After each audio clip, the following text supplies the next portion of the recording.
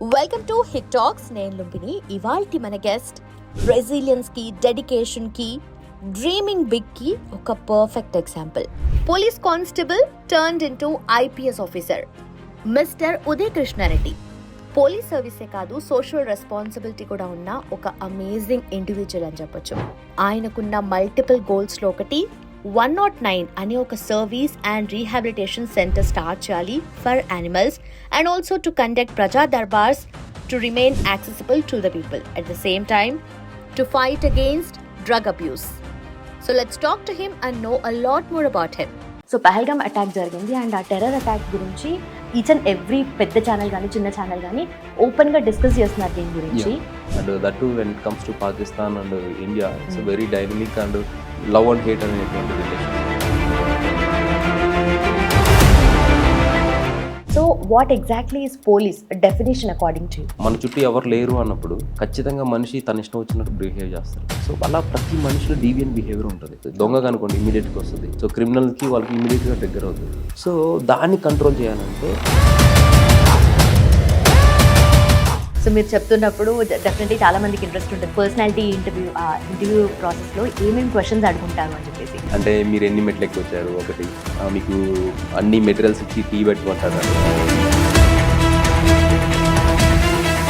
ఇంకోటి ఏంటంటే ఇంటర్వ్యూలో నేను ఆన్సర్ చెప్పలేదు అంటే అరే నేను ఆన్సర్ చెప్పలేదు మార్క్స్ రావు ఏమో అట్లా ఉండదు. ఓకే. ఇంకొకటి ఏంటంటే ఇక్కడ మీరు ఈ ఎగ్జామ్ని జస్ట్ నాలెడ్జ్ని గుర్తుపెట్టుకొని ఎగ్జామ్ పాస్ అయిపోవాలి అనే పర్స్పెక్టివ్తో చదివితే you are bound. And also ఈ ఇయర్ ర్యాంక్స్లో 11th ర్యాంక్ వచ్చిన అమ్మాయి స్టేటెడ్ దట్ అసలు ఫోనే యూజ్ చేయలేదు నేను అని చెప్పేసి. Smart phone is a killer machine నా ఉద్దేశం. It kills your time, energy, your cognition, your creativity, your efficiency, your retention capacity and your dopamine receptors and everything it kills. ఎంత irony ఏంటంటే ఇన్స్టాగ్రామ్ పెట్టుకొని Instagram లో motivation videos చూస్తూ time waste చేస్తారు. Okay. Time waste చేయకూడదు అనేటువంటి reels చూస్తూ time waste చేస్తారు. So that is irony of.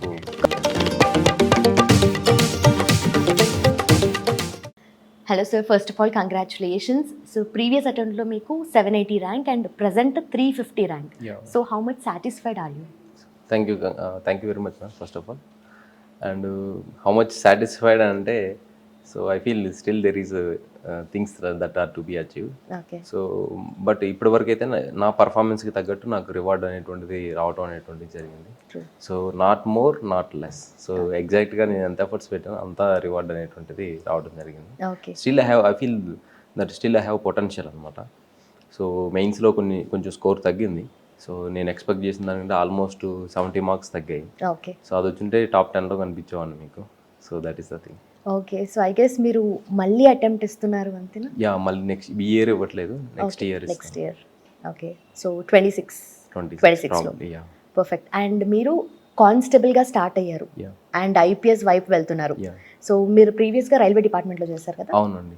Last year Indian railway management service allocation అయింది. సో ట్రైనింగ్ జాయిన్ అయ్యాను అండ్ ఈఓఎల్ తీసుకొని రాయటం. ఓకే. సో బేసిక్గా ఇన్ని ఇయర్స్ ఆఫ్ జర్నీ ఉంటారు కదా మీకు. ఓవరాల్ ప్రిపరేషన్లో ఫస్ట్ నుండి చూసుకుంటే లైక్ ఎన్ని ఇయర్స్ టైం పట్టింది సార్ మీకు?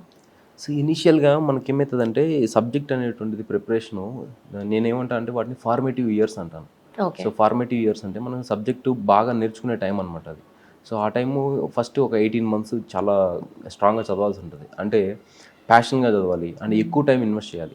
సో మనం కాన్సెప్ట్స్ నేర్చుకోవటం, క్లారిటీ తెచ్చుకోవటం, నోట్ మేకింగ్, సో వాటిని పదే రివిజన్ చేయడం, ఇలాంటి ఆస్పెక్ట్స్ ఏవైతే ఉంటాయో వాటిని మనం ఎక్కువ ఫోకస్ చేయాల్సి ఉంటుంది. సో అది ఎంత ప్యాషన్తో చేస్తే మనం అంత ఎక్కువ అవర్స్ ఇన్వెస్ట్ చేయగలుగుతాం. ప్యాషన్ లేకుండా ఏదో బయట నుంచి ఎక్స్టర్నల్గా మనం చేయాలంటే అది చేయలేము. ఆ ఫార్మేటివ్ ఇయర్స్లో ఐ ఇన్వెస్టెడ్ లాట్. అంటే అక్కడ నుంచి నేను జాబ్ రిజైన్ చేసి వచ్చిన తర్వాత 2018 August 17 ఇక్కడికి వచ్చాను. అంటే వితిన్ 1 week వచ్చేసి అక్కడ 10 రిజైన్ చేసి. సో ఒక 1 week గ్యాప్ తీసుకొని ఇక్కడికి వచ్చేయటం అనేటువంటిది జరిగింది. అప్పటి నుంచి నేను ఇంకా ప్యాషనేట్గా ప్రిపరేషన్ అనేటువంటిది స్టార్ట్ చేశాను. అప్పుడు ఆల్మోస్ట్ 12 hours, 13 hours, 14 hours కూడా పర్ డే అయ్యేది. దాని తర్వాత నా ఫస్ట్ అటెంప్ట్ ఇచ్చేసిన తర్వాత అప్పటికి నాకు సబ్జెక్ట్ సాచురేషన్లోకి వచ్చింది. సో సబ్జెక్ట్ సాచురేషన్లోకి వచ్చిన తర్వాత నాకు తక్కువ టైం పట్టింది. మళ్ళీ ఇంకా 8 అవర్స్ 7 అవర్స్ 6 అవర్స్ కొన్నిసార్లు అసలు చదవకుండా ఉండేది. సో ఇలా తర్వాత మనకి టైం తక్కువైనా ఇన్వెస్ట్ చేయొచ్చు, కానీ ఇనిషియల్గా ఫార్మేటివ్ ఇయర్స్లో మనం ఎక్కువ టైం ఇన్వెస్ట్ చేయాలి. ఓకే. సో మీరు ఆ ఫార్మేటివ్ ఇయర్స్లో స్టాటిక్ పార్ట్లో చాలా థరో అయిపోయారు. బట్ డైనమిక్స్లో each and every year updates అనేటివి, కరెంట్ అఫైర్స్ అనేటివి పెరుగుతూనే ఉంటాయి కదా. సో ఎలా కోపప్ చేశారు? కరెంట్ అఫైర్స్ అనేటువంటి చాలా డైనమిక్ కాన్సెప్ట్ అండి. అయితే నేను కరెంట్ అఫైర్స్కి ఏం చేసామంటే డైలీ 3 న్యూస్ పేపర్స్ చదివేటటువంటి. సో ఇనీషియల్గా న్యూస్ పేపర్ చదవడం అనేటువంటి ఒక న్యూస్ పేపర్కి 4 అవర్స్ 5 అవర్స్ పట్టేది. బట్ న్యూస్ పేపర్లో ఏం చదవాలి ఏం చదవకూడదు అనేటువంటి మనకు తెలిసిన తర్వాత, అంటే ఎంత డెప్త్లో కూడా మనం తెలుసుకోవాలనేటువంటి తెలిసిన తర్వాత మనకి హార్డ్లీ ఒక 20 మినిట్స్లో ఒక న్యూస్ పేపర్ అయిపోతుంది. అలా నేను 3 న్యూస్ పేపర్స్ చదివేటుంటాను. సో ద హిందూ ఒకటి, Eenadu and Sakshi, 3 newspapers చదివేవాడిని.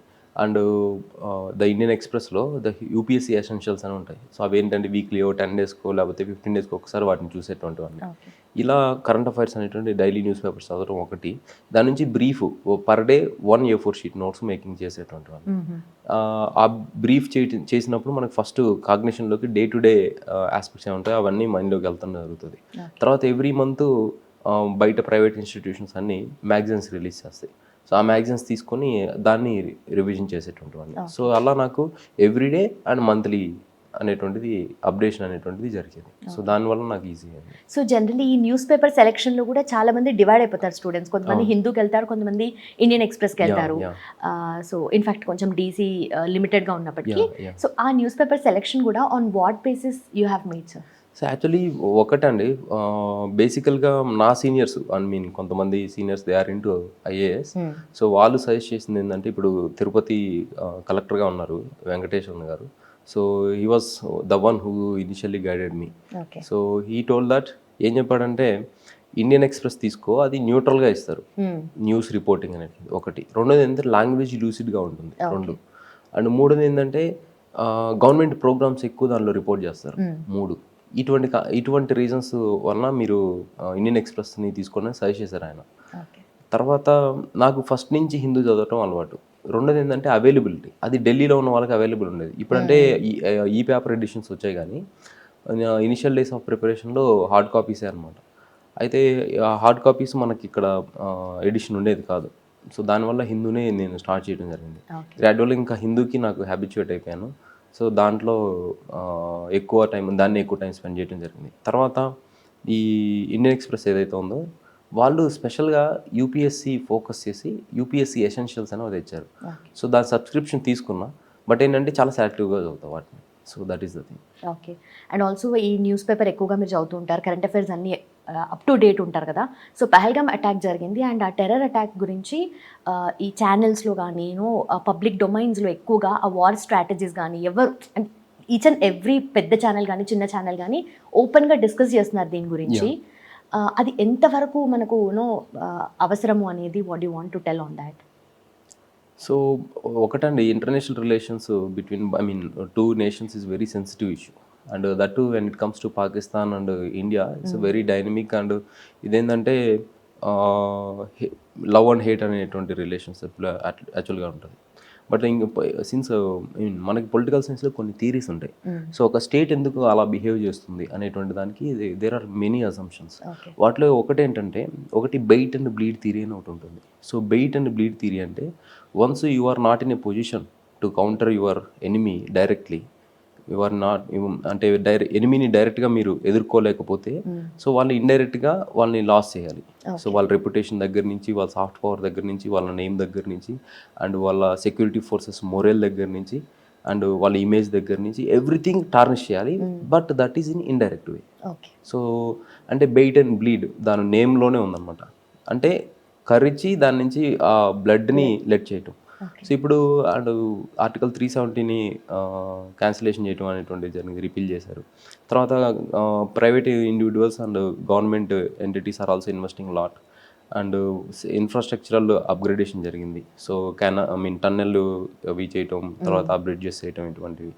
తర్వాత అక్కడికి వచ్చినట్టయితే గవర్నమెంట్ అడ్మినిస్ట్రేషన్ కూడా ఓవర్హాల్ చేయటం అనేటువంటిది జరిగింది. ఇవన్నీ ఆస్పెక్ట్స్ జరిగిన తర్వాత సో పీపుల్ ఎవరైతే టూరిస్ట్ కావచ్చు, అంటే economy is getting boosted up అనమాట. సో అలా ఎప్పుడైతే పాకిస్తాన్ ఎగ్జిస్టెన్స్ అనేటువంటిది ఎప్పుడు కూడా ఇండియాని హేట్ చేయటం అనేటువంటి దాని మీద ఆధారపడి ఉంటుంది. సో వాళ్ళ ఎగ్జిస్టెన్స్ అంటే ఇండియాని హేట్ చేయటం ఒకటి. సో ఆ ఇండియాని హేట్ చేయటం అనేటువంటి ఎగ్జిస్టెన్స్ ఎప్పుడైతే పోతుందో then the Pakistan existence itself will be a question అనమాట. సో వాళ్ళు ఆ ఎగ్జిస్టెన్స్ నిలుపుకోవడం కోసం సీరియల్గా ఈ టెర్రర్ అవుట్ఫిట్స్ని ద స్టేట్ స్పాన్సర్ టెర్రరిజం అంటారు. సో వాటిని ఇవ్వటం అనేటువంటి చేయటం అనేటువంటి జరుగుతుంది. So it is a part of that. So దానికి ఏంటంటే మనం earlier we made surgical strikes అంటారు. సో తర్వాత వేరియస్ డిప్లొమాటిక్ ఛానల్లో we pressurised them and we made lot of alliances and all. And the Pakistan it self ఇది semi failed state in fact మీకు చెప్పాలంటే. So అక్కడ ఏంటంటే ఇక్కడ మనకి ఇండియన్ గవర్నమెంట్కి మిలిటరీ మీద ఎంత స్ట్రాంగ్ హోల్డ్ ఉందో అక్కడ అంత స్ట్రాంగ్ హోల్డ్ ఉండదు. సో మిలిటరీకి అక్కడ ఉన్న గవర్నమెంట్ మీద స్ట్రాంగ్ హోల్డ్ ఉంటుంది. సో అట్లా అటువంటి సినారియోలో సెమీ ఫెయిల్డ్ స్టేట్ సినారియోలో వాళ్ళు ఇంకేం చేస్తారు, డైరెక్ట్గా ఇండియన్ కన్ఫ్రంట్ చేయలేరు. సో వాళ్ళు చేసేటువంటి అన్నీ ఏంటంటే ఇలా ఇండైరెక్ట్గా చేయటం. సో ఇలా స్ట్రాంగ్ రిటాలియేషన్ అనేటువంటిది ఇవ్వటం, డిప్లొమాటిక్ ఛానల్స్లో వాళ్ళని టైట్ చేయటం, సో వాళ్ళ రిలయన్స్ అనేటువంటిది డిస్టర్బ్ చేయటం అనేటువంటిది ఇది tactical way of dealing with such a semi rogued countries. Okay. And also మీరు లాస్ట్ టైం ర్యాంక్ వచ్చినప్పుడు మీరు ఇచ్చిన స్పీచెస్ కానీ ఇంటర్వ్యూస్ కానీ and also what motivated you అన్నది చాలా వైరల్ అయింది. సో ఆయన్ని మళ్ళీ కలిసారా సిఐ? లేదండి, ఇంకా that's closed chapter actually in fact చెప్పాలంటే. So I'm looking forward to serve the country in very progressive way. So మన లైఫ్లో ప్రతి మనిషి మనకి లైఫ్లో కలిసే ప్రతి మనిషి is a part of destiny అన్నట్టే. సో అక్కడ ఒక జరగకుండా ఇన్సిడెంట్ జరిగింది. So that hurt me lot. So చాలా బాధగా అనిపించింది. అది చేసి వచ్చేసిన తర్వాత నా కెరీర్ మీద ఎక్కువ ఫోకస్ చేయడం జరిగింది. మళ్ళీ ఆయన కలవటం కానీ, ఆయన నన్ను అప్రోచ్ అవ్వటం కానీ, మెసేజెస్ కానీ, సో నథింగ్ హ్యాపెన్. సో నా వేరే అబౌట్స్ ఏం చేస్తున్నారు, ఎక్కడ ఉన్నారని ఆయన తెలుసుకున్నారని చెప్పి తెలిసింది. సో వేరే వాళ్ళ ద్వారా నెవర్త్లెస్ ఇంకా అంతకు మించి ఇంకా ఎటువంటి communication. So I don't want what exactly happen మనకు సో బ్రీఫ్ చేస్తాను. సో సిమిలర్గా ఎర్లియర్ ఐ టోల్డ్. సో బేసిక్గా ఏంటంటే so it's a mix of human jealous and misappropriation of authority. Okay. So human jealous ఏంటంటే మన పీర్ గ్రూప్ కొలీగ్స్ ఉంటారు కదా, so వాళ్ళు ఏంటంటే మనం ప్రిపేర్ అయ్యేటప్పుడు మనల్ని ఫేస్ అంటే మన మీద ఉన్నటువంటి జలస్తో కావచ్చు, లేదా ఆఫీస్ పాలిటిక్స్ ఉంటాయి కదా, సో వాటి వల్ల ఆయనకి ఒక రాంగ్ ఫీడ్ అనేటువంటిది ఇవ్వడం జరిగింది. So then that created a negative opinion about. దాని తర్వాత నుంచి ఆయన నా మీద ఫోకస్ చేసి చేయటం అనేటువంటిది అండ్ ఇండివిజువల్ పర్టికులర్ చేయటం అనేటువంటిది జరిగింది. సో బిఫోర్ దట్ ఆల్సో నేను జాబ్ని క్విట్ చేసి వచ్చే ఆ ఇన్సిడెంట్ జరిగే ముందు కూడా ఒక 2-3 ఇన్సిడెంట్స్ జరిగాయి. సో అప్పటికి నేను చాలా పేషెన్స్తో ఉన్నాను అంట. ఇంకా అప్పుడేంటంటే ఇంకా అందరి ముందు నన్ను అట్లా హ్యూమిలేట్ చేయటం అనేటువంటిది నాకు ఇంకా తీసుకోలేకపోయాను. ఇంకా అదే రోజు అప్పుడే రిజిగ్నేషన్ లెటర్ రాసి ఇచ్చేసి రావడం అనేటువంటిది జరిగింది. సో అలా ఒకటి హ్యూమన్ జెలస్ తోటి ఆయనకి రాంగ్ ఫీడ్ వెళ్ళటం, రెండోది ఆయన డైరెక్ట్గా నాతో ఇంటరాక్ట్ అవ్వకుండా అంతకుముందు ఇచ్చినటువంటి ఫీడ్బ్యాక్ తోటి నాతోటి ఇంటరాక్ట్ అవ్వకుండా నన్ను అసెస్ చేయకుండా so he created his own opinion based on the wrong feedback. So దానివల్ల ఇటువంటి ఇది జరిగింది. So that is the thing. Okay. So ఇప్పుడు మీకు ఏ పొజిషన్ వచ్చే ఛాన్సెస్ ఉన్నాయి? నాకు ఐపీఎస్ వస్తుందండి. అంటే కొంతమంది అంటే ఓసీ కేటగిరీ ఉందనుకోండి కొంచెం కష్టము అని అంటారు కదా. సో అంటే I do have category. So నా కేటగిరీలో నాకు ఖచ్చితంగా అయితే ఐపీఎస్ వస్తుంది. So this year I'm going to be IPS and joining LBSNAA for foundation course and then NPA National Police Academy in Hyderabad. So generally మీకు ఆ ఐపీఎస్ అవ్వాలన్న జీల్ ఎక్కువగా ఉంది కాబట్టి over a period of time ఇది చాలా బిల్డ్ అయి ఉండొచ్చు కదా మీకు ఇంకా ఎక్కువ. So what exactly is police definition according to you? So నన్ను ఇంటర్వ్యూలో కూడా ఈ సిమిలర్ క్వశ్చన్ అడిగారండి. So what is the need of police and what is police? So బేసికల్గా any society the primary existence అనేటువంటిది ఏంటంటే every individual is having the deviant behaviour అండి. So deviant behaviour that ఆ డీవియంట్ బిహేవియర్ ఏంటంటే ఒక గ్రావిటీలో ఉంటుంది. So ఒక్కొక్కరికి ఒక్కొక్కసారి బయటపడుతుంది. సో ఏంటంటే మన చుట్టూ ఎవరు లేరు అన్నప్పుడు ఖచ్చితంగా మనిషి తన ఇష్టం వచ్చినట్టు బిహేవ్ చేస్తారు. సో మన ఇంట్లో ఎవరు లేరు అన్నప్పుడు సో మనం ఎలా చేస్తాం, మా అమ్మ చెప్పిన రూల్స్ని ఫాలో అవ్వం, నాన్న చెప్పిన రూల్స్ని ఫాలో అవ్వం, ఫ్రిడ్జ్లో బిహేవియర్ బయట వస్తుంది. అలాగే there are political science theories as well. So primitive nature of human behaviour అనేటువంటిది. సో అలా ప్రతి మనిషిలో డీవియన్ బిహేవియర్ ఉంటుంది. డీవియన్ బిహేవియర్ అంటే ధిక్కరించి, అంటే సోషల్ ఆర్డర్ని ధిక్కరించడం అనేటువంటిది. అది ఒక్కొక్కరికి ఒక్కొక్క స్టేజ్లో బయటకు వస్తుంది. దొంగగా అనుకోండి ఇమీడియట్గా వస్తుంది. సో క్రిమినల్కి వాళ్ళకి ఇమీడియట్గా ట్రిగ్గర్ అవుతుంది. మిగతా వాళ్ళకి ఇంకా తప్పదురా అన్నప్పుడు, ఇప్పుడు ఎవరన్నా మనల్ని అటాక్ చేస్తున్నారు, ఆ టైంలో మనం కూడా లాని డీవియేట్ చేస్తాం. అలా ఎవ్రీ ఇండివిజువల్లో ఒక డీవియన్ బిహేవియర్ అనేది దట్ ఈజ్ ఇన్నేట్గా ఉంటుంది. అది కానీ సొసైటీకి మంచిది కాదు. సో దాన్ని మనం కంట్రోల్లో పెట్టాలి. ఒకటి. రెండోది ఏంటంటే సోషల్ ఆర్డర్ని మెయింటైన్ చేయగలగాలి. అప్పుడే సొసైటీ అండ్ సివిలైజేషన్ అనేటువంటిది ప్రోగ్రెస్ అవుతూ ముందుకెళ్తుంది. సో ఎప్పుడైతే ఈ లా అండ్ ఆర్డర్ అంటే ఈ డీవియన్ బిహేవియర్ని కంట్రోల్ చేయలేమో అప్పుడు స్టేట్ అనేటువంటిది ఫెయిల్ స్టేట్ అవుతుంది. You take example of Afghanistan, Talibans ఉన్నారు.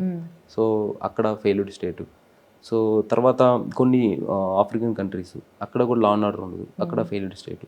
సో ఇటువంటి ఫెయిల్డ్ స్టేట్స్ ఫెయిల్డ్ సొసైటీస్ అవి దేనికి దారితీస్తాయి అంటే లా అండ్ ఆర్డర్ డిస్టర్బ్ అయితే ఇటువంటి ఫెయిల్డ్ స్టేట్కి దారితీస్తుంది సోషల్ ఆర్డర్. సో దాన్ని కంట్రోల్ చేయాలంటే there is something called sovereign authority. Sovereign authority అంటే అందరినీ సార్వభౌమత్వంతో కంట్రోల్ చేసేటువంటి అథారిటీ ఉండాలి అనేటువంటిది. ఆ సావరిన్ అథారిటీ స్టేట్. సో దాన్ని ఆ స్టేట్ని రిప్రజెంట్ చేసేదే పోలీస్ అండి. సో పోలీస్ ఏం చేస్తారంటే ఈ డీవియన్ బిహేవియర్స్ అన్నిటినీ ఏ మనిషిలో కూడా బయటికి రాకుండా కంట్రోల్ చేయటం ఒకటి. ఒకవేళ ఏ మనిషిలో బయటకు వస్తే దాన్ని యాజ్ పర్ లా ట్రయల్ చేయటం ఒకటి, ఇన్వెస్టిగేట్ చేయటం. So crime prevention and crime investigation. ఈ ఆస్పెక్ట్లో పోలీస్ అనేటువంటిది ఎగ్జిస్టెన్స్లోకి వచ్చింది. So right from you take it from the civilisation of origins of civilisation. So you take it Greek civilisation, Chinese civilisation, తర్వాత మన Egyptian civilisation and India Mesopotamian civilisation and Indian civilisation. ఏ సివిలైజేషన్లో కూడా so law and order is very important. So దాన్ని maintain చేసేది police అనమాట. So that is the thing actually. The డీవియన్ బిహేవియర్ని control చేసే state authority is the police. So that is on that basis Telangana పోలీస్కి ఆ kind of image ఉంది కదా. Yeah, రీసెంట్గా ఒక రిపోర్ట్ వచ్చింది. ద పోలీసింగ్లో the Telangana policing department is the top position. Okay. And also వేరే ప్లేసెస్కి వెళ్ళి కూడా వీళ్ళు ట్రైన్ చేస్తూ ఉంటారు తెలంగాణ పోలీస్. మన దగ్గరగా ఉన్నటువంటి octopus and the grey hounds model ఏదైతే ఉందో అది అన్ని స్టేట్స్ నుంచి మన దగ్గరకు వచ్చి నేర్చుకోవడం అనేటువంటిది జరుగుతుంది. దిస్ ఇయర్ ఇంటర్వ్యూలో కూడా నన్ను అడిగారు గ్రే హౌండ్స్ గురించి. Okay. So that is very elite force అనమాట. So that they are very tactically trained in rugged terrains and very much capable of hunting and doing anti Naxal operations and all.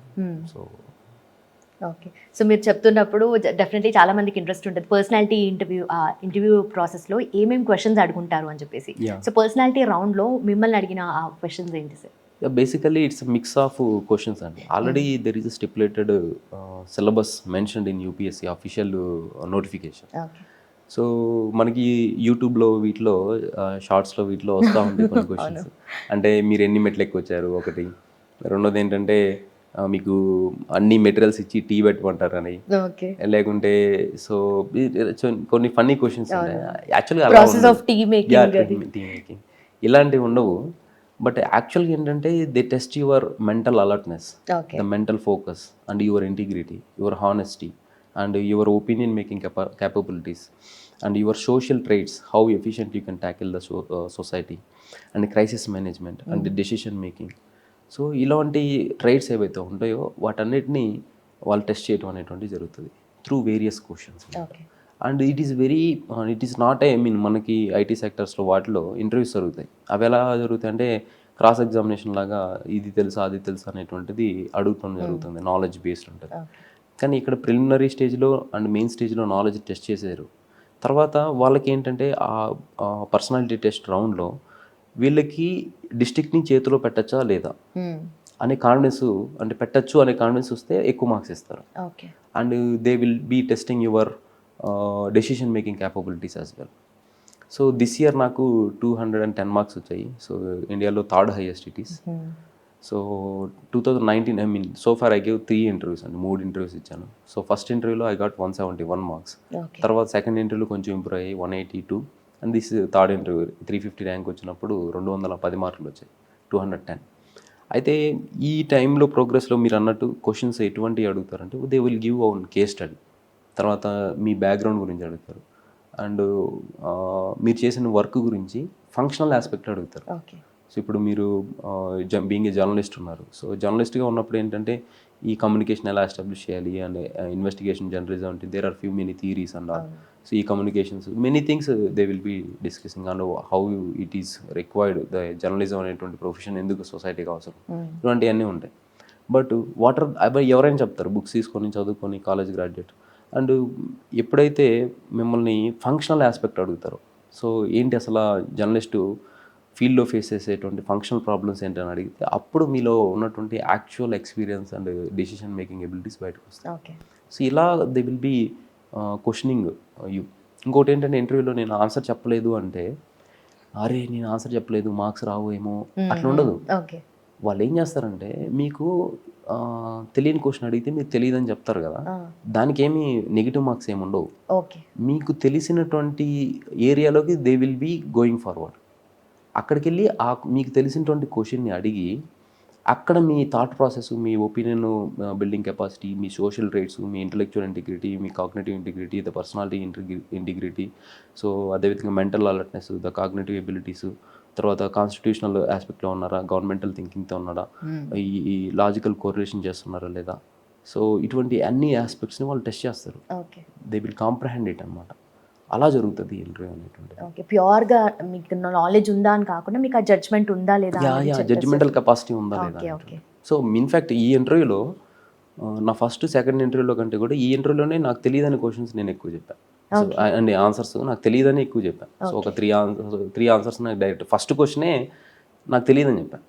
So first question నేను college డేస్లో మా drama festival cultural drama festival committee ఉంటుంది. So ఆ కమిటీలో నేను చైర్పర్సన్గా ఉన్నాను అనమాట. అయితే మీరు చైర్పర్సన్గా ఇట్లా సర్వ్ చేశారు అండ్ ఆల్. అయితే ఇండియాలో జరిగేటువంటి drama festival, the famous drama festival, well known drama festival ఏంటి అన్నారు. But I don't know actually what was it. So తర్వాత later I came to know that it is Bharat Rang Mahotsav అని ఒక ఇండియన్ స్కూల్ ఆఫ్ డ్రామా వాళ్ళు చేస్తారు. So that is very the grand event అనమాట drama ఫెస్టివల్స్లో. So అది నాకు తెలియదని చెప్పాను ఫస్ట్ క్వశ్చన్. సో అలా తర్వాత నువ్వు no problem will move forward అని చెప్పేసి తర్వాత మనకు తెలిసినటువంటి టాపిక్కి వెళ్ళి మనం ఎలా థింక్ చేస్తాం అనేది అడుగుతారు. సో ఇలా జరుగుతుంది ఇంటర్వ్యూ. సో ఆ తర్వాత క్వశ్చన్స్ ఏముంది సార్? యా తర్వాత ఎస్ నెక్స్ట్ సెకండ్ క్వశ్చన్ వచ్చేస్తే నాకు ఈ హెచ్ఐవి అండ్ ఎయిడ్స్ ఉన్నటువంటి వాళ్ళకి నేను కౌన్సిలింగ్ ఇవ్వటం అనేటువంటి జరుగుతుంది. సో అసలు ఏంటి, ఎందుకు ఇస్తున్నారు, ఎప్పటి నుంచి ఇస్తున్నారు, ఏ కాంటెక్స్ట్లో మీరు అసలు ఆ హాబీ మీకు ఎలా అలవాటు అయింది అనేటువంటిది అడిగారు. సో నేను బ్రీఫ్లీ చెప్పడం జరిగింది. చెప్పిన తర్వాత దెన్ వాళ్ళు ఏం అడిగారంటే సో ఈ కౌన్సిలింగ్ ఇచ్చే క్రమంలో సో ఎవ్రీ మంత్ ఎంత ఇన్వెస్ట్మెంట్, ఎంత ఖర్చు అవుతుంది ఫర్ దేర్ మెడిసిన్ అంటారు. సో బేసికలీ టు నో ఈ క్వశ్చన్ ఎలా అంటే ఎందుకు అని అడిగారంటే ఎవరైతే రియల్గా దాన్ని చేస్తారో వాళ్ళకే అది తెలుస్తుంది. సో అంటే మిగతా వాళ్ళు ఇంటర్వ్యూకి ప్రిపేర్ అయ్యే వాళ్ళు అందరూ ఏం చేస్తారు, నాలెడ్జ్ బేస్ తోటి ప్రిపేర్ అయ్యి సో హెచ్ఐవి అంటే ఏంటి, దానికి సంబంధించినటువంటి దాని స్టాటిస్టిక్స్ ఇవన్నీ ప్రిపేర్ అవుతారు.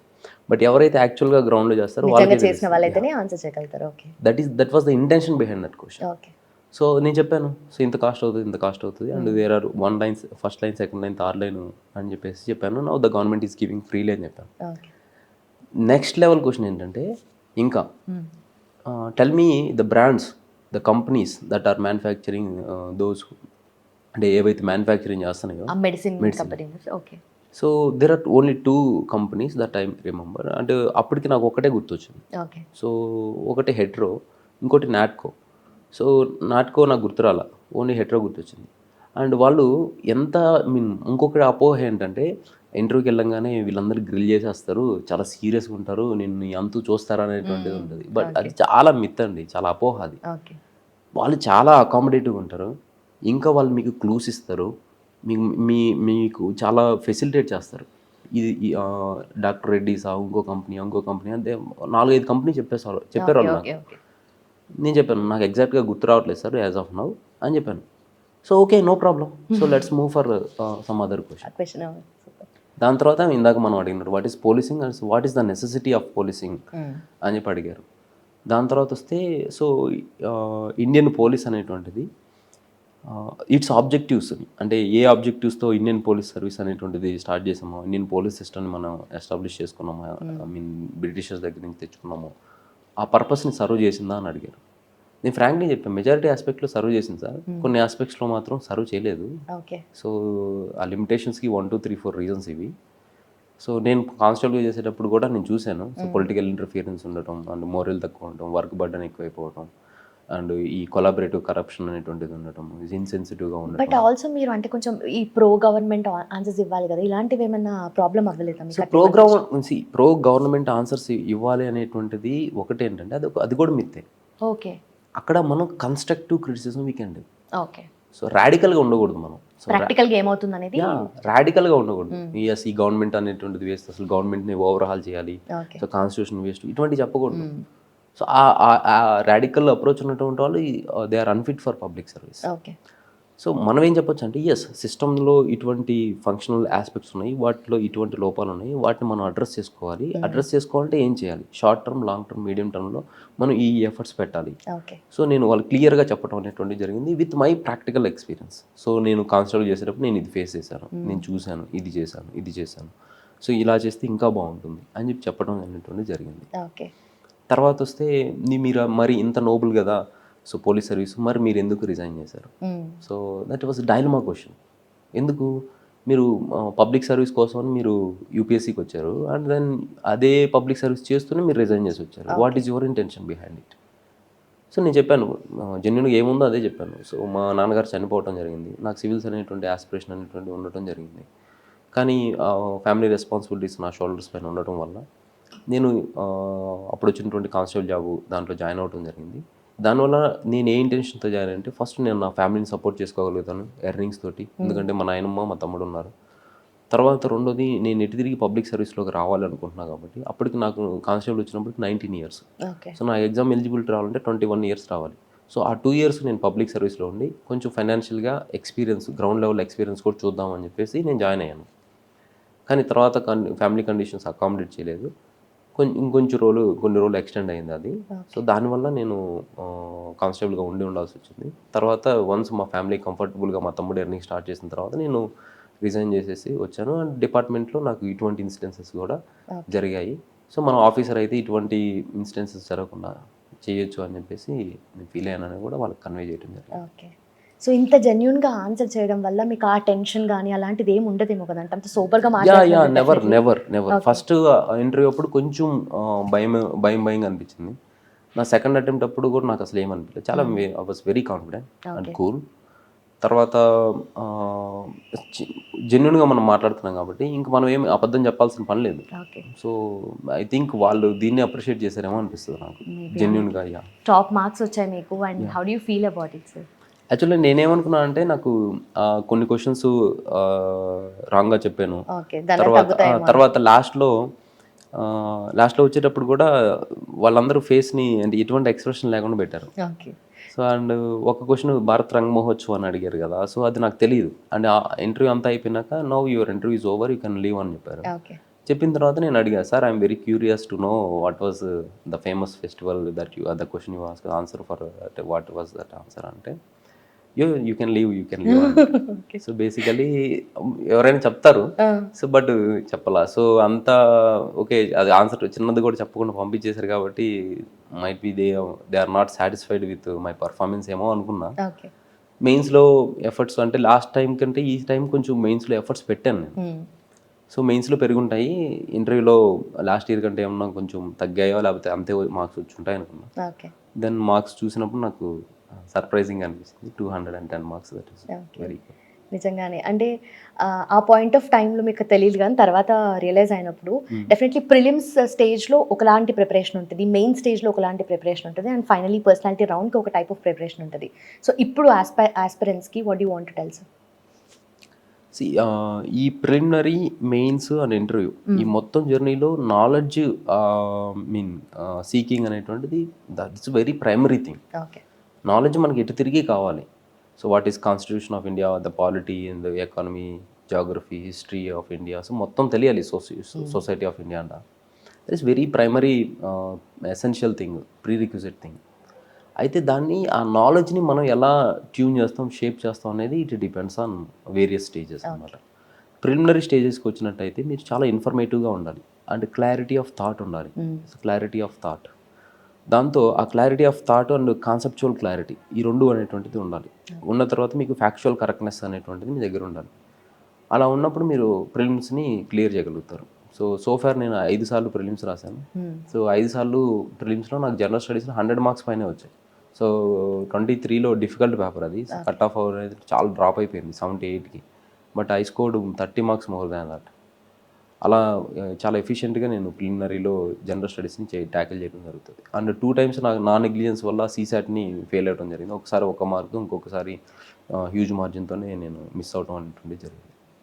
అయితే ఈ ఆస్పెక్ట్ మీరు ఏం చేయాలంటే first basic books and standard బుక్స్ని చదువుకోవాలి. వాటి నుంచి షార్ట్ నోట్స్ తయారు చేసుకోవాలి. చేసుకున్న తర్వాత ప్రీవియస్ ఇయర్ క్వశ్చన్స్ని సాల్వ్ చేసి మల్టిపుల్ రివిజన్స్ ఇవ్వాలన్నమాట. మల్టిపుల్ రివిజన్స్ వల్ల మీకు ఇన్ఫర్మేషన్ అనేటువంటి తెలుస్తుంది. ఇంకొకటి ఏంటంటే ఇక్కడ మీరు ఈ ఎగ్జామ్ని జస్ట్ నాలెడ్జ్ని గుర్తుపెట్టుకొని ఎగ్జామ్ పాస్ అయిపోవాలి అనే పర్స్పెక్టివ్తో చదివితే you are bound to fail. You have to make knowledge as a part of your life. So ఇప్పుడు మనల్ని నా పేరు ఉదయ్ అనుకోండి, మీ పేరు అండ్ లుంబిని. యా, మిమ్మల్ని ఎవరన్నా లుంబిని అని పిలిచినప్పుడు క్రౌడ్లో ఉన్నప్పుడు మీరు ఆటోమేటిక్గా వెనక్కి తిరుగుతారు, అవునా? So that is innate nature of you and reflex, because ఆ కాన్షియస్నెస్ అలా ఫిక్స్ అయిపోయింది మీకు మైండ్లో. ఇప్పుడు ఆర్టికల్ 21 ఉంటుంది సో ఆఫ్ ఇండియన్ కాన్స్టిట్యూషన్, అది చాలా ఇంపార్టెంట్. సో అండ్ ఆర్టికల్ 32 ఉంటుంది, సో ఆర్టికల్ 20, ఇటువంటి వాటన్నిటిని మనం లైఫ్ స్టైల్లో పార్ట్ చేసేసుకోవాలి. అంటే మనం ఏదో గుర్తుపెట్టుకోవాలి నాలెడ్జ్ ఇటువంటిది కాదు, మీరు లైఫ్ స్టైల్లో పార్ట్ చేసుకోవాలి. సో అండ్ నార్త్ ఇండియాలోకి మీరు ఢిల్లీలోకి ఎంటర్ అయ్యాలి, మీకు ఆటోమేటిక్గా అక్కడ వెదర్ గురించి తెలిసిపోవాలి. సో మనం ట్రాపిక్ ఆఫ్ క్యాన్సర్కి పైన ఉన్నాము, సో ఇక్కడ ఇన్సులేషన్ తక్కువ ఉంటుంది అండ్ టెంపరేచర్ కొంచెం తక్కువ ఉంటుంది, ఈ టైంలో ఎట్లా ఉంటుంది, ఈ టైం ఇంకా అది మీకు చాలా ఇన్నేట్గా మీ లైఫ్ స్టైల్లో ఉండిపోవాలి. అలా ప్రిపేర్ అవ్వాలి మీరు. సో అది ఎప్పుడు వస్తుందంటే కాన్సెప్చువల్గా మీరు క్లియర్ ఉన్నప్పుడు అండ్ మల్టిపుల్ రివ్యూస్ చేసినప్పుడు మీకు అది సబ్జెక్ట్ అనేటువంటిది అంతగా ఇన్గ్రెయిన్ అయిపోతుంది మీకు మీ పార్ట్ ఆఫ్ లైఫ్లో. అలా చేయాలి ప్రిలిమినరీ. తర్వాత ఎక్కువ ఎంసీక్యూస్ సాల్వ్ చేసి ఎక్కువ ఎర్రర్స్ చేస్తే మీరు అంత బ్లెస్సింగ్ ఫీల్ అవ్వాలి ఎప్పుడు మార్క్ టెస్ట్లో. దానివల్ల మీకు కాన్సెప్చువల్ క్లారిటీ పెరుగుతుంది. సో ఎవ్రీ టైం నేను ఒక 100 మార్క్స్ చేయటం అనేటువంటి జరుగుతుంది. తర్వాత when it comes to main స్టేజ్లో మీకు ఆల్రెడీ కాన్సెప్చువల్ క్లారిటీ చెప్పాను, ఓకేనా, క్లారిటీ ఆఫ్ థాట్ చెప్పాను. అయితే మెయిన్స్లో క్వశ్చన్స్ కొన్ని అనలిటికల్గా వస్తాయి. There are 62 types of questions: elucidate, evaluate, critically examine, enumerate, argue with suitable examples, justify, ఇటువంటి క్వశ్చన్స్ వస్తాయి. సో వాటిని ఏ క్వశ్చన్ వస్తే ఎలా రాయాలని తెలియాలి. సో అది నాకు ఆటోమేటిక్గా నేను ప్రీవియస్ రీసెర్చ్ చేయడము అండ్ వీటన్నిటిని చేయడం వల్ల నాకు ఈజీగా అయింది. అలా మీకు ఏ క్వశ్చన్ ఎలా ట్యాకిల్ చేయాలని తెలియాలి. ఆల్రెడీ నేర్చుకుంటున్న ఇన్ఫర్మేషనే ఉంటుంది. సో ప్రిలిమ్స్కి మెయిన్స్కి అదే నేర్చుకున్న ఇన్ఫర్మేషనే ఉంటుంది, కానీ దాన్ని ప్రాసెస్ చేయడంలో ప్రజెంటేషన్లో డిఫరెన్స్. అక్కడ మీరేంటి ప్రిలిమినరీ స్టేజ్లో చూసి ఆన్సర్ని గుర్తుపట్టగలిగితే చాలు, లాజికల్ కోరిలేషన్ చేస్తే. మెయిన్స్లో ఏంటంటే మీరే ఆన్సర్ని ప్రజెంట్ చేయాల్సి ఉంటుంది డిస్క్రిప్టివ్గా, ఇలా చేయాలి. తర్వాత మీకు ప్రిలిమినరీలో 2 hours ఉంటుంది అండ్ మెయిన్స్లో 3 hours ఉంటుంది, కానీ ఇంటర్వ్యూస్లో లెస్ దాన్ 10 seconds ఉంటుంది. అదే ఇన్ఫర్మేషన్ని యూజ్ చేసి మీరు మీ థాట్ ప్రాసెస్ ఏంటి, మీ పర్సనాలిటీ ఏంటని రిఫ్లెక్ట్ చేయించాలి ఇంటర్వ్యూలో. ఇలా నాలెడ్జ్ అనేటువంటిది బేస్ మీదనే మిగతా ప్రిలిమ్స్, మెయిన్స్, ఇంటర్వ్యూ అనేటువంటి దాన్ని మనం ప్లే చేయాల్సి ఉంటుంది. సో ఇలా డిఫరెంట్ స్టేజెస్కి different types of preparation is very essential. So generally English medium backdrop నుండి వచ్చిన వాళ్ళకైతే ఇవన్నీ కొంచెం లాంగ్వేజ్ గురించి మళ్ళీ ఒకసారి ఆలోచించకుండా వాళ్ళకి సబ్జెక్ట్లో డైరెక్ట్గా వెళ్ళిపోవచ్చు. బట్ మీరు తెలుగు మీడియం బ్యాక్డ్రాప్ నుండి వచ్చారు కదా, సో ఇది మీకు ఇంకా టఫ్ అయి ఉండొచ్చు కదా. So what did you deal? Actually సొసైటీలో ఉన్న పర్సెప్షన్ ఏంటంటే your cognitive abilities or intelligence is justified on the basis of language. So language is just a medium of expression అంతే. So in fact I did my BA English literature, నా graduation BA English literature. So నాకు origin of English దగ్గర నుంచి so contemporary poetry and literary styles వరకు నాకు తెలుసు. So but ఏంటంటే నేను ఎందుకు తెలుగు చూజ్ చేసుకున్నాను అంటే, మనకి బ్రెయిన్లో ఒక ఇన్ఫర్మేషన్, ఒక క్వశ్చన్ అడిగినప్పుడు ఏమవుతుందంటే ఫస్ట్ రీకలెక్షన్ ఆఫ్ ఇన్ఫర్మేషన్ జరుగుతుంది. రీకలెక్షన్ తర్వాత దాన్ని ప్రాసెసింగ్ చేస్తుంది ఇన్ఫర్మేషన్. సో ఆ ఇన్ఫర్మేషన్ క్వశ్చన్ అడిగిన దాని డిమాండ్ పడ్డట్టు క్రిటికల్లీ ఎగ్జామినా, ఎవాల్యుయేటా, ఎక్స్ప్లెయిన్ దానికి తగ్గట్టు మన ఇన్ఫర్మేషన్ ప్రాసెస్ అవుతుంది. ఓకే. అలా అయిన తర్వాత ఇన్ఫర్మేషన్ అనేటువంటి కంపోజ్ అవుతుంది. ఫస్ట్ ఏ పాయింట్, సెకండ్ ఏ పాయింట్, థర్డ్ ఏ పాయింట్ అనేటువంటి లాజికల్గా కంపోజ్ అవుతుంది. అలా కంపోజ్ అయిన తర్వాత బ్రెయిన్ అనేటువంటిది హ్యాండ్కి ఆర్డర్ ఇస్తుంది, you go and write in a descriptive ఫామ్లో రాయమని చెప్పి. అలా చెప్పినప్పుడు మన బ్రెయిన్ హ్యాండ్కి కోఆర్డినేషన్ అవుతుంది. బ్రెయిన్ ఫాస్ట్గా థింక్ చేస్తూ హ్యాండ్ రాయట్లేదు అనుకోండి, అప్పుడు లేట్ అవుతుంది. బ్రెయిన్ స్లోగా థింక్ చేస్తూ హ్యాండ్ ఫాస్ట్గా రాస్తే మనకి పాయింట్స్ జనరేట్ అవ్వవు. So brain and hand coordination, recollection of information, analysis of information and composing of information and brain hand coordination. దాని తర్వాత when it comes to presentation of information on paper. So దాన్ని చాలా లెజిబుల్గా నీట్గా present చేయడం అనేటువంటి ఇలా 5-6 ప్రాసెస్లు బ్రెయిన్లో జరుగుతూ ఉంటాయి. ఏది మనం ఎగ్జామ్ రాసేటప్పుడు. అప్పుడు 10 మార్కర్ క్వశ్చన్ని మనం 7 minutesలో రాయాలి అండ్ 15 మార్కర్ క్వశ్చన్ని 11 minutesలో రాయాలి. సో అంటే మీరు చూడండి, ఒకవేళ నేను ఈ 10 మార్క్స్ క్వశ్చన్ 7 minutesలో రాలేకపోయినా, 15 మార్కర్ క్వశ్చన్ 11 minutesలో రాయలేకపోయినా, ఐఎమ్ లూజింగ్ ద గేమ్. అంతే కదా. So time is precious. అయితే గ్రామీణ ప్రాంతంలో పెరిగినటువంటి రూరల్ ఏరియాస్లో ఉన్నటువంటి స్టూడెంట్స్ ఎవరైతే ఉంటారో వాళ్ళు 10th ఇంటర్మీడియట్ వరకు తెలుగు మీడియంలో చదివినటువంటి స్టూడెంట్స్ ఎవరైతే ఉంటారో వాళ్ళకి ఈ కాగ్నేటివ్ ప్రాసెస్ నేను ఏదైతే చెప్పానో ఆ కాగ్నేటివ్ ప్రాసెస్లో ఇంకొక లేయర్ యాడ్ అవుతుంది. ఏమిటి ఆ లేయర్ అంటే, ఫస్ట్ వాళ్ళు రీకలెక్షన్ చేస్తారు, ఇన్ఫర్మేషన్ అనాలిసిస్ చేస్తారు అండ్ ప్రాసెస్ కంపోజ్ చేస్తారు ఆన్సర్ని, ఇన్ఫర్మేషన్ చేసి బ్రెయిన్ హ్యాండ్ కోఆర్డినేషన్, అంటే బ్రెయిన్ ఆర్డర్ ఇస్తుంది కదా, you go and right this one అని. ఆ చేసే ముందు ఇంకొక లేయర్ యాడ్ అవుతుంది. ఏంటి ఆ లేయర్ అని అంటే, ట్రాన్స్లేషన్ ఆఫ్ ఇన్ఫర్మేషన్. సో మన వాళ్ళు ఏం చేస్తారంటే ఫస్ట్ తెలుగులోని థింక్ చేస్తారు, తెలుగులో అనాలిసిస్ చేస్తారు, తెలుగులో కంపోజ్ చేస్తారు. కానీ తర్వాత మనం ఇన్ఫర్మేషన్ని ఇంగ్లీష్లోకి, తెలుగులో నుంచి ఇంగ్లీష్లోకి ట్రాన్స్లేట్ చేయాలి. చేసిన తర్వాత అలా ట్రాన్స్లేషన్ చేసినటువంటి ఇంగ్లీష్ స్క్రిప్ట్ని మనం రాయాలి. అంటే నాకు అనవసరంగా ఒక లేయర్ యాడ్ అయింది, నా బ్రెయిన్లో అనవసరంగా ఫంక్షన్ అయింది. అలా ఇప్పుడు ఇది కనుక 30 సెకండ్ ఫర్ ఎవ్రీ క్వశ్చన్కి లేట్ అయింది అనుకోండి, 30 seconds అట్లీస్ట్ కేసులో నేను చెప్తుంది 30 seconds. 30 seconds అంటే 20 × 3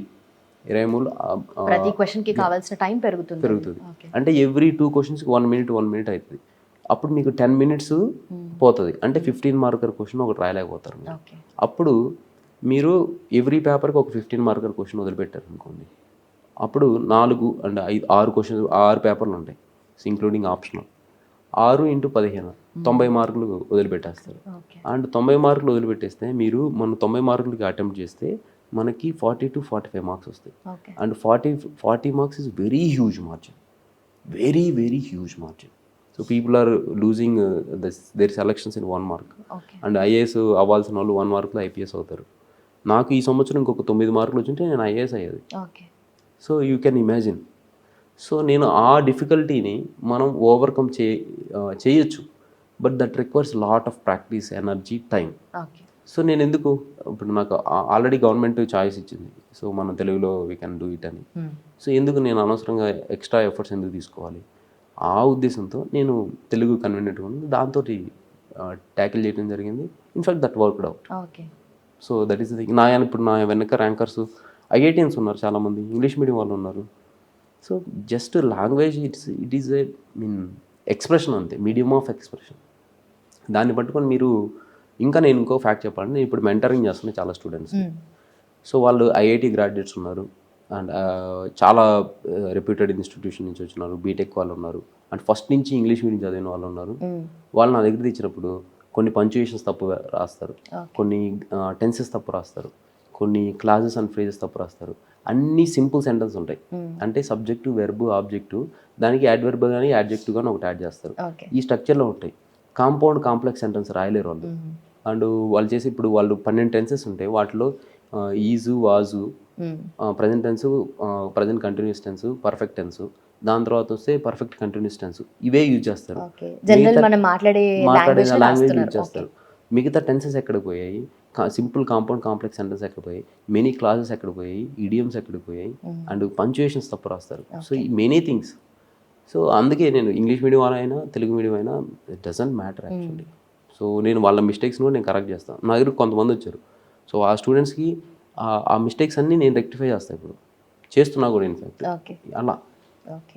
అండ్ ఆల్సో ఈ మనకు ఆప్షనల్ సబ్జెక్ట్ ఏదైతే ఉంటుందో ప్లేస్ ఎ కీ రోల్ అంటారు కదా. సో మీరు పిఎస్ఐఆర్ చూస్ చేసుకున్నారు, అండ్ ఆన్ వాట్ బేసిస్ ఇది చూస్ చేసుకుంటారు sir generally optional subject? So బేసిక్గా నేను ఎలా చూస్ చేసుకున్నాను అంటే, నాకు ఫస్ట్ నుంచి పిఎస్ఐఆర్ మీద ఇంట్రెస్ట్ ఉంది. సో నేను డబుల్ పీజీ చేయటం అనేటువంటి జరిగింది IGNOU Open University and Ambedkar Open University నుంచి. దట్ టు మోర్లీ పాలిటిక్స్ అంటే నాకు చాలా ఇంట్రెస్ట్. ద పొలిటికల్ థియరీస్ కావచ్చు, ద సివిలైజేషన్ వాల్యూస్ కావచ్చు, లేకుంటే కాన్సెప్ట్స్ కావచ్చు, and parties and their fight కావచ్చు, so many things. So first నాకు చాలా ఇంట్రెస్ట్ దాన్ని, అదొకటి. రెండోది మెటీరియల్ అవైలబిలిటీ, మూడోది స్కోరింగ్, సో నాలుగోది లాంగ్వేజ్ ఆర్టికులేషన్ స్కిల్స్. లాంగ్వేజ్ మీకు తెలియటం వేరే, మీ ఆర్టికులేషన్ని చాలా కన్వీనియంట్గా మెయింటైన్ చేయడం వేరే. సో అది ఆ ఆర్టికులేషన్ స్కిల్ అనేటువంటిది. So political science, sociology and public administration, ఈ ఆప్షన్స్ ఏవైతే ఉన్నాయో వాటికి లాంగ్వేజ్ ఆర్టికులేషన్ స్కిల్ అనేటువంటి చాలా ఇంపార్టెంట్. సో మనం చెప్పేది కూడా ఆ థియరిటికల్ ఫ్రేమ్వర్క్లో చెప్పాల్సి ఉంటుంది వాళ్ళకి, అండ్ దట్ ఈస్ వ్యాక్యూమ్లో నుంచి మనం చెప్పాలి. ఇప్పుడు మనం ఫిజిక్స్, సైన్స్ లేకపోతే అదర్ సైన్సెస్ అనుకోండి, అవేంటంటే మనకి వర్చువల్గా ఎక్కువ ఉండదు. సో ఇప్పుడు ఫిజిక్స్ అంటే మనకి ఫార్ములాస్ ఉంటాయి, వాటిని ఎక్స్ప్లెయిన్ చేయొచ్చు, ఒక ఫిజికల్ ఫీచర్స్. బట్ జస్టిస్ అంటే, అసలు జస్టిస్ అంటే ఏంటి, దట్ వ్యాక్యూమ్లో నుంచి మనం డెరైవ్ చేయాలి.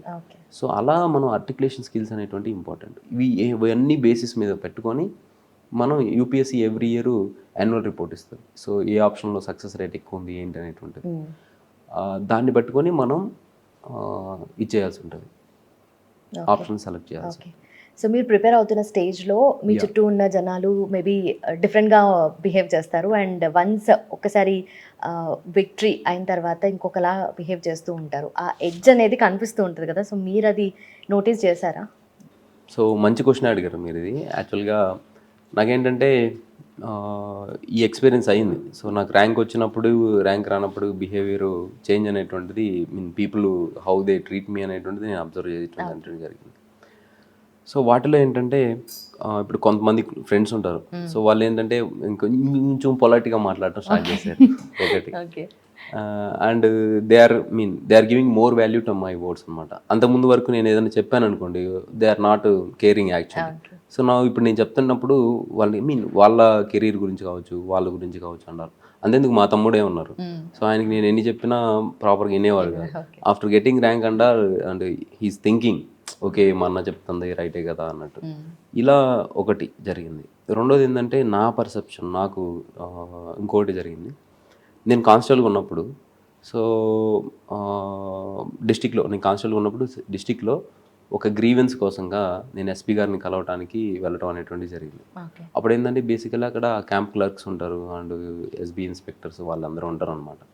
అయితే అప్పుడు నన్ను కలవనివ్వాల యాక్చువల్ బేసికలీ. సో వాళ్ళ బిజీ కావచ్చు ఒకటి. రెండోది అంటే కొంచెం ఒక నెగ్లిజెన్స్ ఉంటుంది, so importance, priority and all. So ఇప్పుడు ఎవరైతే అట్లా నెగ్లిజెన్స్గా గురయ్యానో, సేమ్ అదే పొజిషన్లో ఉన్నటువంటి అక్కడ ఉన్నటువంటి ఎస్బీ ఇన్స్పెక్టర్స్ వాళ్ళు నాకు ర్యాంక్ వచ్చిన తర్వాత నాకే సెల్యూట్ చేసి ఎస్పీ గారిని కలిపియడానికి తీసుకెళ్ళడం జరిగింది. సో అప్పుడు నేను రియలైజ్ అయ్యాను, సో ఇండివిజువల్ కంటే కూడా ఇండివిజువల్ హోల్డ్ చేస్తున్న పొజిషన్స్కి ఇంపార్టెన్స్ ఉంది. బట్ ఇది తప్పదు కొన్ని పోలీసు హైరార్కీలో అండాలి. బట్ హ్యూమన్ అప్రోచ్ అనేటువంటిది ఉంటే అటువంటి డిసడ్వాంటేజెస్ ఉండకూడదు. బేసిక్ లోయర్గా గ్రాస్ రూట్లో ఉన్నటువంటి స్టాఫ్ వాళ్ళ బాస్ని కలిసి చెప్పుకోవడానికి మధ్యలో ఉన్నటువంటి ఇంటర్ఫేస్ని తప్పించి డైరెక్ట్ ఇంటర్ఫేస్ కనుక ఇవ్వగలిగితే బాగుంటుంది అనిపించింది నాకు అప్పుడు. So that was one good experience that I had faced. Perfect. And also of course ఇప్పుడు మీరు క్లియర్ చేశారు, మంచి ర్యాంక్ వచ్చింది. బట్ ఇఫ్ నాట్ క్లియర్ చేయకపోయింటే what alternative career would you have chosen? So నేను ఎప్పుడైతే అలా థింక్ చేయలేదండి. సో అసలు అంటే ఆల్టర్నేటివ్ కెరీర్ దీనికి వెళ్తా దానికి వెళ్తాను, అసలు that was never in my mind actually. దీన్ని క్లియర్ చేస్తాను అట్ ఎనీ కాస్ట్, అంతే. ఒకటే కిల్లర్ ఇన్స్టింక్ట్ అనేటువంటి నా మైండ్లో ఉండింది. సో ఆ కిల్లర్ ఇన్స్టింక్టే నన్ను ఇక్కడ దాకా తీసుకొచ్చిందేమో అనిపిస్తుంది, అంతే. అండ్ ఇంకోటి ఏంటంటే, when you are not in war mode, then you are in a defeated position. So that I believes అనమాట. అయితే నేను ఫస్ట్ నుంచి కూడా నాకు ఇంకొకటి, ఇది కాకపోతే ఇంకోటి ఏంటి అనే క్వశ్చన్ నా మైండ్లోకి రాలేదు ఫ్రాంక్లీ. సో ప్రాబబ్లీ అదే నన్ను ఇంత దూరం ప్రొపైల్ చేసిందేమో, ఇంత డిటర్మైన్డ్గా ఉండటం కోసం అనిపిస్తుంది. Yeah Yeah. That kind of confidence maintain చేస్తారు మీరు. Okay, which moment during preparation made you question if it was all worth it అని చెప్పి ఏదైనా పాయింట్ ఆఫ్ టైంలో? అంటే ఇంత ఎఫర్ట్స్ పెట్టడం వర్త్ ఇటా కాదా అన్నట్టు. యా, నాకైతే ఆ, ఇంత ఎఫర్ట్స్ పెట్టడం వర్త్ ఇటా కాదా అనేటువంటి సంఘటన ఇప్పుడు, అంటే ఆ ఫేజ్ అయితే ఇప్పుడు రాలేదు. ఇంత ఎఫర్ట్స్ పెట్టాం మనం, ఎంత ఇన్వెస్ట్ చేసాం, time, energy, cognition and emotions, even many things we invested. దీన్ని ఎట్లాగైనా సాధించుకొని తీసుకెళ్ళాలి, ఓకే, ఆ ఫీలింగ్ అయితే వచ్చింది. సో వర్త్ ఇట్టా కాదా అనేటువంటి క్వశ్చన్ అయితే రాలేదు, కానీ దాన్ని ఎట్లయినా సాధించి ఎప్పుడు వచ్చిందంటే ఇంకా స్ట్రాంగ్గా 22లో నాకు ఎఫర్ట్స్ పెట్టినప్పటికి కూడా నాకు ప్రిలిమ్స్ సీసాట్ పోయింది. అది పోయినప్పుడు ఫస్ట్ కొద్ది రోజులు బాధేసింది, అసలు ఏంటి ఈ క్వశ్చన్, ఇది డే బై ఇయర్ ఇంత డిఫికల్ట్ అయిపోతుంది. ఒక 1 వీక్ అంతా నేను దాని గురించి ఆలోచిస్తా ఉన్నాను, ఇంకేం చేస్తే సీసాట్ అవుతుంది అని చెప్పి. మా తమ్ముడు కూడా నా పక్క నుండి నేను బాధపడే చూడలేక ఆయన ఇంటికి వెళ్ళిపోయారు. ఓకే, సో అప్పుడు నేను అనుకున్నా, ఎట్లయినా దీన్ని సాధించాలి. ఇంత time, energy, age, emotion, alternative careers ఇటువంటి ఏమీ లేకుండా మనం ఒక్కటే ఎగ్జామ్కి వచ్చాము, దీన్ని ఎలాగైనా సాధించుకోవాలి. అది ఒక కిల్లర్ ఇన్స్టింక్ట్ అంతే, అదే నన్ను ఇంత దూరం తీసుకొచ్చింది.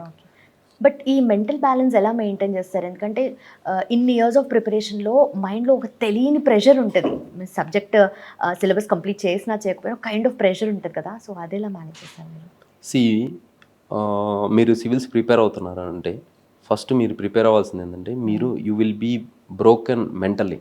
ఓకే, సో అంటే సివిల్స్ ప్రిపేర్ అవుతున్నారు అని అంటే మీరు దేనికి సిద్ధపడాలంటే, ఐఏఎస్, ఐపీఎస్ ఇటువంటి పొజిషన్స్ వస్తాయి అనేటువంటి హ్యాపీనెస్ అండ్ గ్లోరీ ఉంటుంది చూసారు, దానికంటే కూడా ఈ ఎగ్జాము మిమ్మల్ని ఎమోషనల్గా బ్రేక్ చేస్తుంది, ఎమోషనల్గా బ్రేక్ చేస్తుంది, ఫైనాన్షియల్గా బ్రేక్ చేస్తుంది, అండ్ మిమ్మల్ని మీరు సెల్ఫ్ వర్తా కాదా అన్నట్టు చేస్తుంది.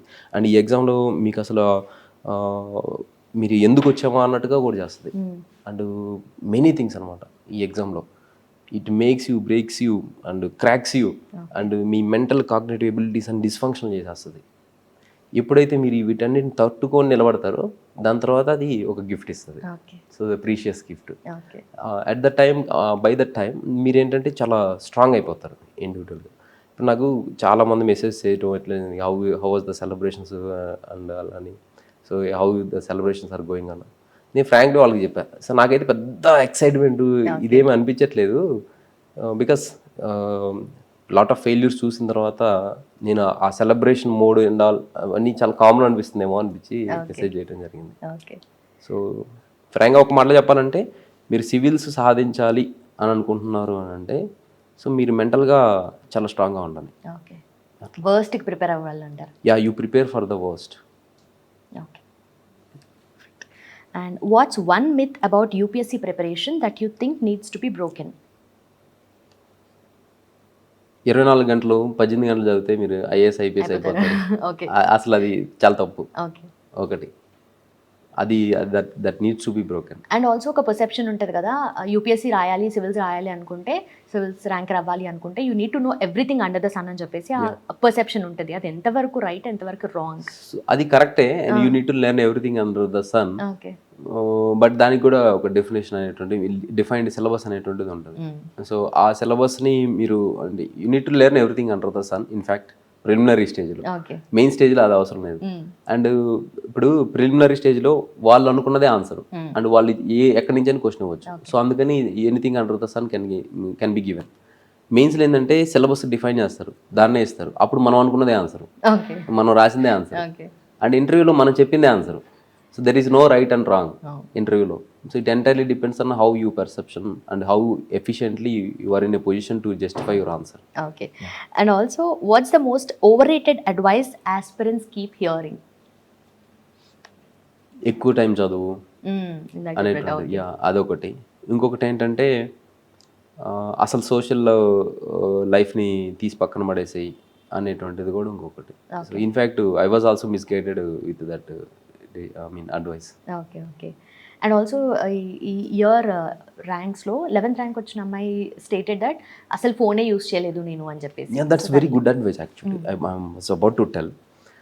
ఫోన్ నాకు ఫస్ట్ నేను చెప్పాను కదా మీకు ఫార్మేటివ్ ఇయర్స్ నా దగ్గర ఫోన్ లేదు. ఓకే, స్టార్టింగ్ కీప్యాడ్ ఫోన్ ఉండేది. ఆ ఫోన్ కూడా సైలెంట్లో పడేసి ఎక్కడో మన బుక్స్లో మధ్యలో ఎక్కడో పడేసేది. మా నాయనమ్మ అవసరం అయితే నాకు 10 సార్లు 15 సార్లు ఫోన్ చేసి ఎప్పుడో ఒకసారి ఎత్తుతా, రోజులో 2 రోజులకు ఒకసారి చూస్తా ఏమొచ్చినాయి అని. ఆమె ఫోన్ చేసిండు, అప్పుడు ఫోన్ చేసినప్పుడు ఏడుస్తా, నేను ఉన్నాను అనుకున్నావా, చచ్చిపోయాను అనుకున్నావా అంటారు. దానివల్ల మనకి ఏమవుతుందంటే smart phone is a killer machine నా ఉద్దేశంలో.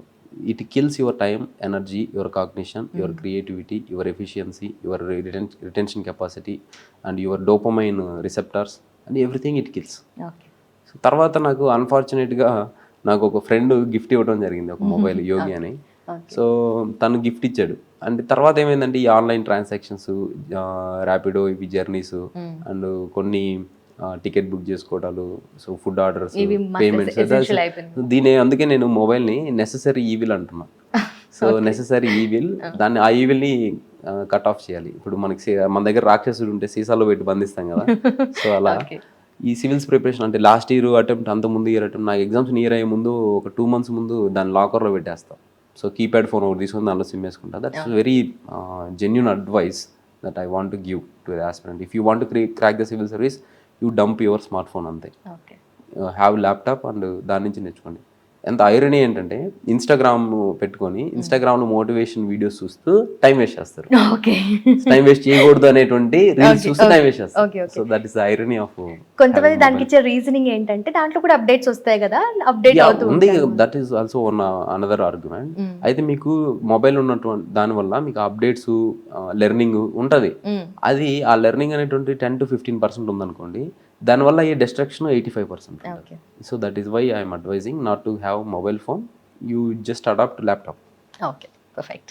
And one personal habit that you think gave an edge over others?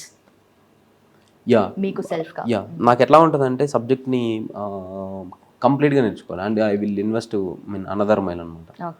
So ఒక మెటీరియల్ దగ్గర ఉందనుకోండి, సో వాళ్ళు ఆ మెటీరియల్ని లిమిటెడ్గా చేసుకుంటూ ఉంటాను, చేయటం జరుగుతుంది. నేనేం చేస్తాను అంటే మెటీరియల్ని ఉంచుకుంటా, అది బేస్ మెటీరియల్, దానికి కొంచెం వాల్యూ అడిషన్స్ అనేటువంటివి చేస్తాను. సో అదొకటి. ఇంకోటి ఏంటంటే గట్ ఫీలింగ్. ప్రిలిమ్స్లో గట్ ఫీలింగ్ అనేటువంటి చాలా ఇంపార్టెంట్. అందరు క్వశ్చన్స్ని ఆన్సర్ అంటే షివర్ అవుతుంటారు. బట్ నేను కంఫర్టబుల్గా గట్ ఫీలింగ్ తోటి నా ఇంట్యూషన్ని ఫాలో అయిపోతాను. సో ఆ గట్ ఫీలింగ్ వల్ల నాకు ప్రిలిమ్స్లో ఎవ్రీ టైం 100 marks పైన వస్తాయి. Nice. And if you had just 6 months to prepare from scratch, how would you approach it డిఫరెంట్లీ? 6 months ఒకటి నాకు ఈ ఎగ్జామ్ డిమాండ్ తెలిస్తే ఒక విధంగా అప్రోచ్ అవుతా, డిమాండ్ తెలియనప్పుడు ఒక విధంగా అప్రోచ్ అవుతా. But in fact to tell you frankly 6 monthsలో అయితే ఎగ్జామ్ క్లియర్ అవ్వదు. But since you are asked the hypothetical question and pressing the if question, so I will answer. ఒకటి ఏంటంటే మీకు ఈ ఎగ్జామ్ డిమాండ్ అర్థమైంది అనుకోండి, you take basic notes, basic NCERTs and standard books, you make proper short notes. ఈ 6 monthsలో చేయగలుగుతారు దాన్ని. ఎక్కువ టైము అదే మాన్స్టర్ వర్క్గా చేస్తూ పోతే, అలా చేయడం వల్ల మీకు నోట్స్ ప్రిపేర్ అవుతుంది అండ్ రాయటం వల్ల 100 times రివిజన్ చేసినట్టు అవుతుంది. Then you can go for exam directly. So mostly clear అవుతుంది ప్రిలిమినరీ. తర్వాత మెయిన్స్ మాత్రం ఖచ్చితంగా క్లియర్ అవుతుంది. ఓకే, అది next attempt. And also UPSC సిలబస్లో కూడా మల్టిపుల్ చేంజెస్ జరిగాయి అండ్ ఆల్సో ఎగ్జామినేషన్ ప్యాటర్న్లో కూడా చాలాసార్లు చేంజెస్ అవ్వాలి అని చెప్పేసి, ఒకసారి సీసాట్ ఉంచాలి అని, సీసాట్ తీసేస్తారు అని కూడా వచ్చింది. అండ్ ఆల్సో ఆప్షనల్ సబ్జెక్ట్లో కూడా దాని గురించి చేంజెస్ అవుతాయి కదా. So if given a chance మీరు ఎలాంటి చేంజ్ ఏదైనా చేయాలి అనుకుంటే what would it be? Good question అండి. యాక్చువల్లీ సో నేనేం చేస్తానంటే చేంజెస్ అనేటువంటి తీసుకొస్తే ప్రిలిమినరీని 100 questions కాకుండా 300 questions పెడతాను. 300 questions. దానివల్ల ఏమవుతుంది, జస్ట్ ఒక 100 questions ఎక్కడి నుంచో ర్యాండమ్గా తీసి మీరు ఒక పిల్లవాడి నాలెడ్జ్ స్పెక్ట్రాన్ని మీరు మెజర్ చేయడం కరెక్ట్ వే కాదు నా ఉద్దేశంలో. 300 questions ఇస్తే ఇప్పుడు మీకు ఒక క్వశ్చన్ తెలియకపోయినా ఇంకో క్వశ్చన్ తెలుస్తుంది. అండ్ ప్రాపర్గా ఎక్కువ నాలెడ్జ్ ఉన్న వాళ్ళు ఆ స్పెక్ట్రంలో చేయడం జరుగుతుంది. ఇప్పుడు ఒక 100 questions ఇస్తారు, అండ్ ఎవ్రీ చాప్టర్ నుంచి ఎవ్రీ సబ్జెక్ట్ నుంచి 15 questions వస్తాయి. సో ఒక 15 questions తోటి మీరు ఎంటైర్ నాలెడ్జ్ని జడ్జ్ చేయలేరు. ఒకటి దానివల్ల చాలామంది కట్ ఆఫ్లో 1/2 mark 1 markతో పోతూ ఉంటారు. ఒకటి దాని తర్వాత మెయిన్స్లోకి వస్తే ఆప్షనల్ తీసేస్తాను నేను. So that is giving undue advantage.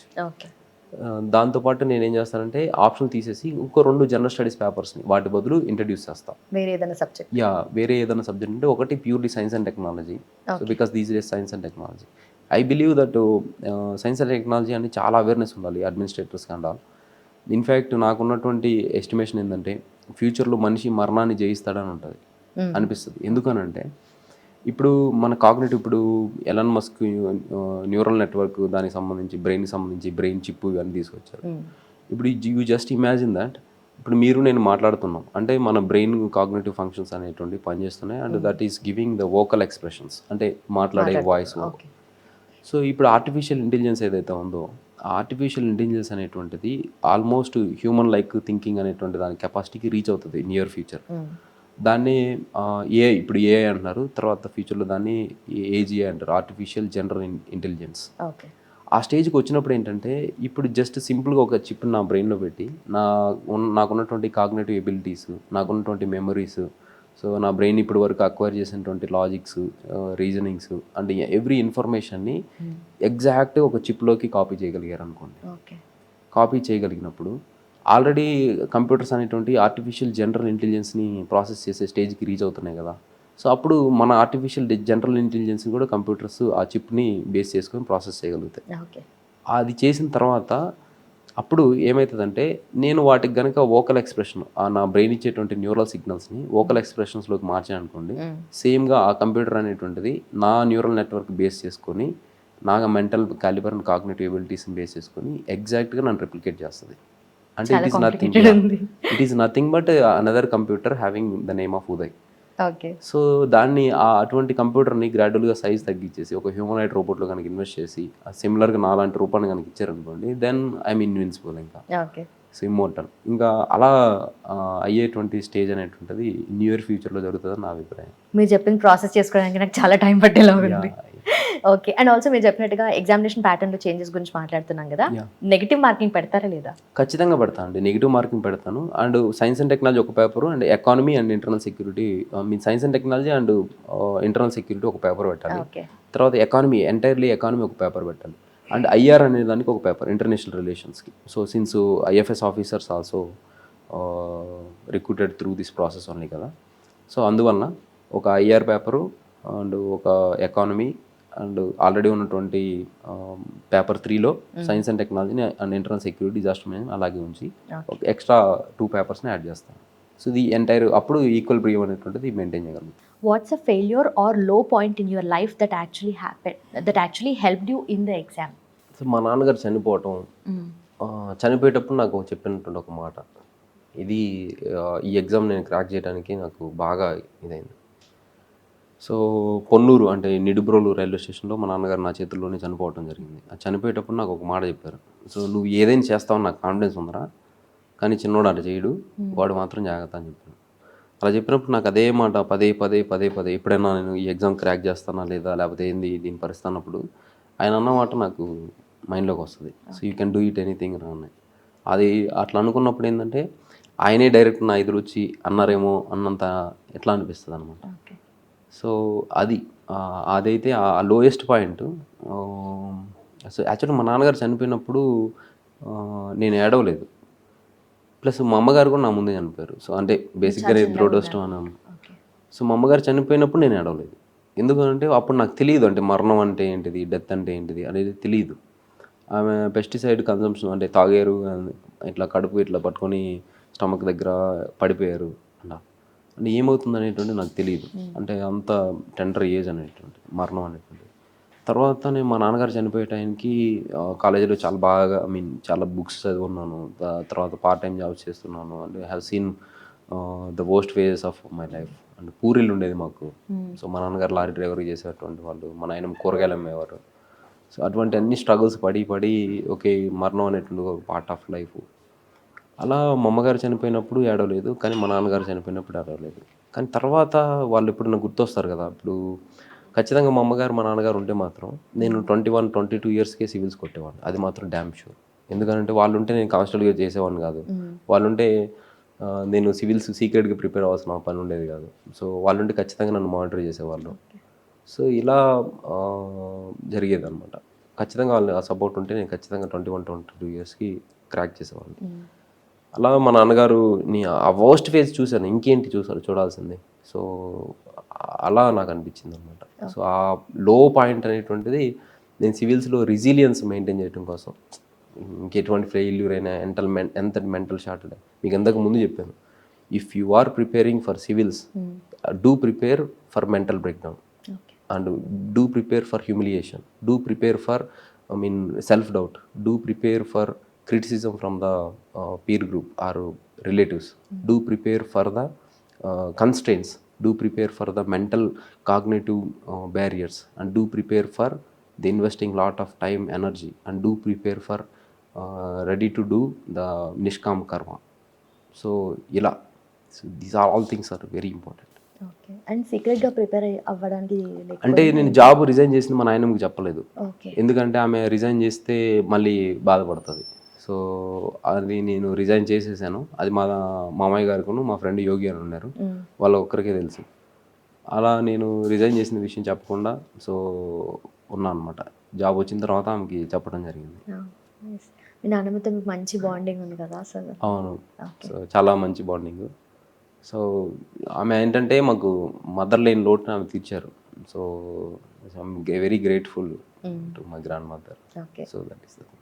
Yes, finally మీరు అనుకున్న ఆ గోల్ రీచ్ అవుతున్నారు అండ్ ఐపీఎస్కి సెలెక్ట్ అయ్యారు. అండ్ ఆల్సో మీరు as a police servant, as a ఐపీఎస్గా ఉన్నప్పుడు what is the kind of change you want to bring అనేది ఇట్స్ అఫ్ కోర్స్ అంటే చాలా జనరలైజ్డ్ క్వశ్చన్ అయినప్పటికీ కూడా అఫ్ కోర్స్ మీరు ఏదో ఒక చేంజ్ అనేది మీ నుండి స్టార్ట్ అవుతుంది కదా. So what would that be? So I feel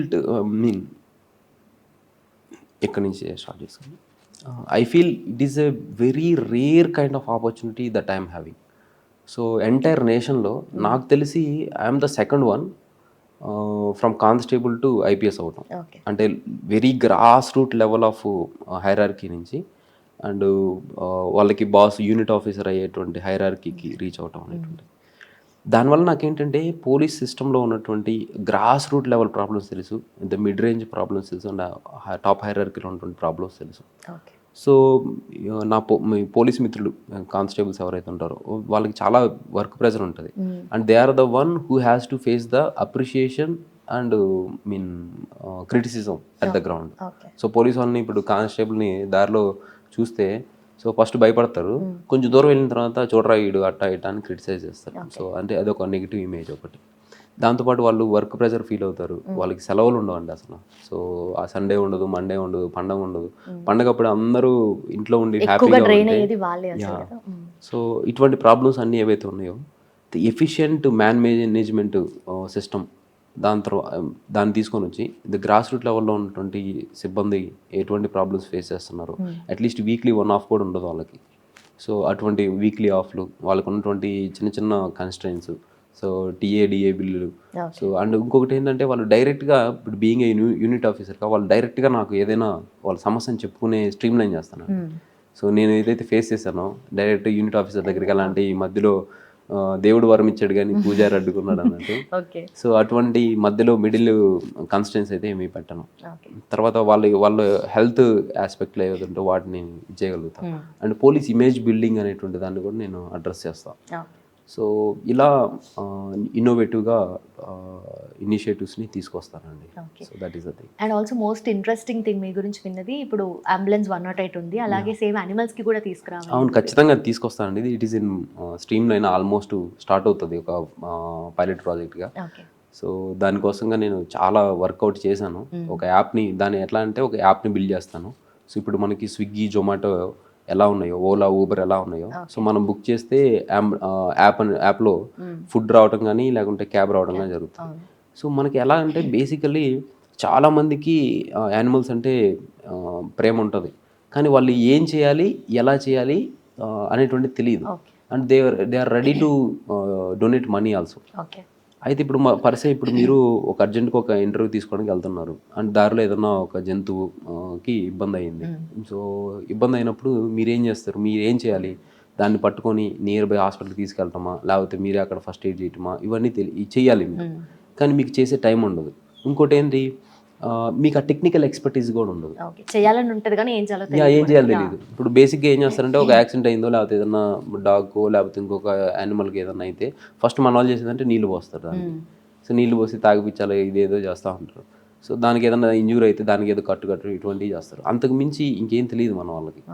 so నేను చేసేటువంటి యాప్లో ఏంటంటే దాంట్లో యానిమల్ వాలంటీర్స్ ఎవరైతే ఉంటారో యానిమల్ హెల్ప్ చేయాలనేటువంటి వాలంటీర్స్ అందరూ రిజిస్టర్ అవ్వచ్చు. రిజిస్టర్ అయిన తర్వాత సో మీరు వెళ్తా ఉన్నారు దారిలో ఒక యానిమల్కి ఏదైనా ఇబ్బంది అయింది, మీకు టైం లేదు కాబట్టి మీరు ఫోటో తీసి ఆ జీపీఎస్ కోఆర్డినేట్స్ని అక్కడ అప్లోడ్ చేసి ఎమర్జెన్సీ రిక్వైర్డ్ అని చెప్పేస్తే దగ్గరలో ఎవరైతే యానిమల్ వాలంటీర్స్ ఉంటారో సో వాళ్ళకి సంబడి లీవ్లో ఉండొచ్చు, వాళ్ళు ఎక్స్పర్టీస్ ఉండొచ్చు, సో వాళ్ళు అప్రోచ్ అవుతారు. అక్కడికి అప్రోచ్ అయ్యి దానికి హెల్ప్ చేస్తారు. దాన్ని తీసుకొని మళ్ళీ ఎక్కడికి వెళ్ళాలో తెలియదు. సో నేను ఇవన్నీ ఫేస్ చేశాను ఫేస్ చేసా ముందుగానే చెప్తాను. సో ఎక్కడికి వెళ్ళాలో తెలియదు. నియర్ బై యానిమల్కి రెస్క్యూ చేసేదానికి ట్రీట్మెంట్ ఇచ్చేటువంటి వెటనరీ క్లినిక్స్ ఏమున్నాయో ఆ అడ్రస్ వస్తుంది ఆటోమేటిక్గా ఎక్కడికి తీసుకెళ్ళాలి. అండ్ బేస్డ్ ఆన్ మోస్ట్లీ ఏమైతే యాక్సిడెంట్సే అవుతాయి మోస్ట్లీ. సో ఆ యాక్సిడెంట్ అప్పుడు ఎటువంటి ఫస్ట్ ఎయిడ్ చేయాలనేటువంటి ప్రికాషన్స్ కూడా మనం చెప్పడం అనేటువంటి జరుగుతుంది.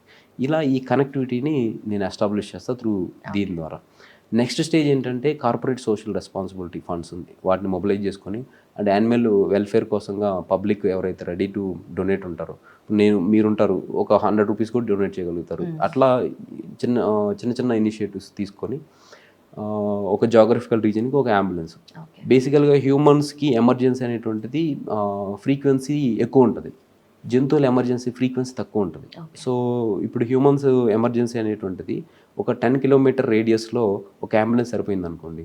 అదే యానిమల్స్ రెస్క్యూ చేయాలి వాటికి చేయాలనుకున్నప్పుడు we can go for 20 kilometre రేడియస్లో ఒక అంబులెన్స్ సరిపోతుంది. సో అలా కార్పొరేట్ సోషల్ రెస్పాన్సిబిలిటీని వాటిని తీసుకొని మనం ఆ అంబులెన్సెస్ అనేటువంటి వాటిని బిల్డ్ చేయడం అనేటువంటి జరుగుతుంది. ఈ మొత్తం ప్రాజెక్టు పైలట్ ప్రాజెక్ట్గా చేసి దాన్ని నేను రిపోర్ట్ అనేటువంటిది సెంట్రల్ గవర్నమెంట్కి అండ్ రెస్పెక్టివ్ స్టేట్ గవర్నమెంట్స్కి షేర్ చేస్తాను. సో దాని ద్వారా వాళ్ళని కూడా ఇండ్యూస్ చేస్తాను. అంటే తక్కువ ఇన్వెస్ట్మెంట్, దానివల్ల చాలా బెనిఫిట్స్ ఉన్నాయండి. మనకేమనిపిస్తుంది అంటే యానిమల్సే కదా అని. ఇప్పుడు యానిమల్స్ని కేర్ తీసుకుంటే వాటికి ర్యాబీస్ ఇటువంటి రాకుండా అంటే జెనెటిక్ డిసీజెస్ రావు. సో దాన్ని ఒక కాన్స్టిట్యూషనల్ ఆబ్లిగేషన్, దాన్ని మనం సర్వ్ చేస్తాము. తర్వాత మనం ఈ భూమి అనేటువంటిది అందరిది, మన ఒక్కరిదే కాదు. బట్ మనం ఎలా బతుకుతాం అంటే మానవులు ఒక్కరిదే అన్నట్టు బతుకుతున్నాం. సో ఇలా ఎకో సిస్టమ్ కన్జర్వేషన్ అనేటువంటి జరుగుతుంది. సో ఇది ఫుడ్ చైన్, ఫుడ్ సైకిల్ అనేటువంటి వాటిలో. And recently there was one report stating that ఎక్కడైతే స్ట్రే డాగ్స్ ఎక్కువ ఉంటాయో అక్కడ క్రైమ్ రేట్ తక్కువ ఉంది. దట్ సో క్రైమ్ రేట్ తక్కువ ఉంది. ఎందుకంటే బేసికల్లీ మనం ఎవరన్నా నైట్ టైం వస్తూ ఉంటే అవి ఎవరుస్తా ఇది చేస్తూ ఉంటాయి, somebody will be alert.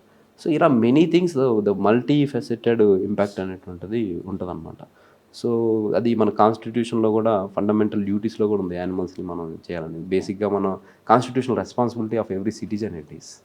So ఇవన్నీ కలిపి నేను ఇలా యాప్ని ఇంప్రూవ్ చేసి అంబులెన్స్ సిస్టమ్ని స్ట్రీమ్లైన్ చేయాలనుకుంటున్నాను. బట్ నిజంగా సచ్ అ గ్రేట్ ఇనిషియేటివ్ అది. అండ్ మీరు డీటెయిల్ అప్లికేషన్ ఫామ్లో ఇది రాసారు, ఇంక్లూడ్ చేశారు? రాశానండి. నేను animal rehabilitation and rescue system అనేటువంటి దాన్ని ఇంప్రూవ్ చేస్తున్నాను అని చెప్పి రాయటం. ఇంకా ఇనిషియేటివ్స్ కూడా ఉన్నాయి డాఫ్లో. అండ్ హాస్పిటల్స్ ఉన్నాయి కదా, గవర్నమెంట్ హాస్పిటల్స్ మీరు అబ్జర్వ్ చేయండి. గవర్నమెంట్ హాస్పిటల్స్ అండ్ ప్రైవేట్ హాస్పిటల్ని ఒకే రోజు విజిట్ చేయండి మీరు. సో ప్రైవేట్ హాస్పిటల్స్ని చాలా బాగా మెయింటైన్ చేస్తారు, సో చాలా క్లీన్గా ఉంటుంది, ఆర్గనైజ్డ్గా ఉంటుంది. అండ్ బట్ వాళ్ళ శాలరీస్ చాలా తక్కువ ఉంటాయి compare to government. But private government హాస్పిటల్స్లో ఈ స్టాఫ్ నర్సులకి 70,000 అట్లా ఉంటుంది. సో వాళ్ళు శాలరీస్ ఎక్కువ ఉంటాయి, సూపర్వైజర్ అండ్ మ్యాన్ పవర్ ఉంటుంది, అండ్ రిసోర్సెస్ అండ్ ఆల్ వాటిని కూడా మీకు వాళ్ళకి ఇవ్వడం జరుగుతుంది. కానీ అక్కడ మెయింటెనెన్స్ ప్రాపర్గా ఉండదు.